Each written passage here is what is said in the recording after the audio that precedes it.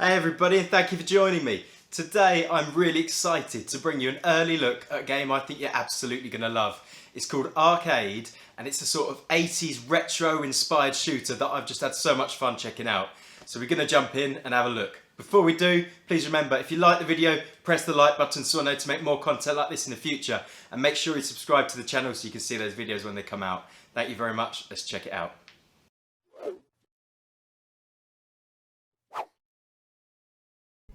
So I enjoyed this game from the second I fired it up. I love the styling of it. They start you off in this sort of old basement and then you get sucked into an arcade gaming machine. It reminds me of the first scene in the Jumanji remake, or kind of the Ready Player One Easter egg challenges.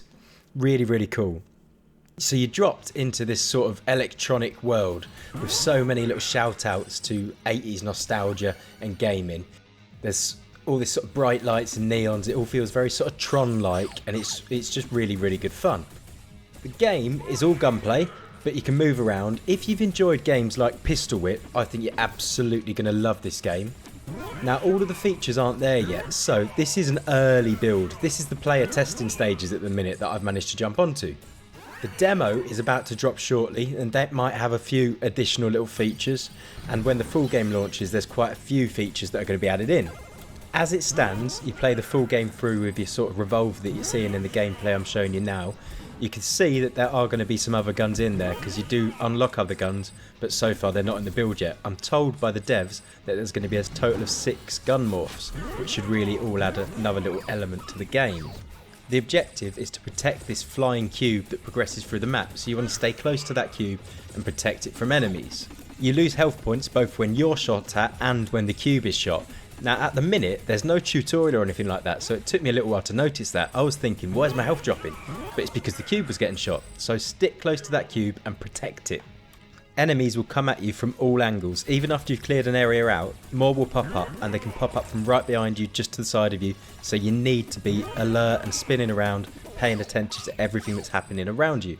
You have the ability to slow down time using the classic bullet time setup, and the amount of time you can do that is increased each time you pick up a pickup that shows the sort of clock symbol that you'll see throughout this gameplay. It's really quick and easy to reload your gun, which I was very thankful for because you have to reload constantly. You are continually sending a shower of bullets at your opponents. The enemies range from standard troops to troops that will target your cube specifically. You've got turrets that will automate fire, there's drones, there's shield protected enemies, and this is only in the first level. I'm sure there's some really exciting stuff to come in the full game. The game has been developed by Castello Inc, and I'm told they've been working on it for over 2 years, and this is the first glimpse we're getting of gameplay, so it's really exciting stuff. It genuinely does feel like you've been sucked into a retro games machine, and that is the feeling they're trying to create. I think they've nailed it.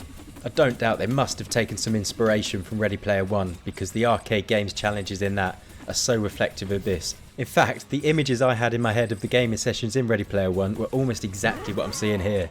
I feel like it'll have lots of replayability because you're trying to set high scores. You get different levels of points depending on how you take out your opponents, with extra points for headshots. You also get more points if you can shoot their bullets mid-air. Now all the bullets fly at a kind of slow pace, it's not an instant shot, so it means you've got time to get out of the way, and it also means you need to give a sort of lead time on your bullets when shooting them if they're moving. I do enjoy the text messages you get from the antagonist throughout the map and at the end of the stage.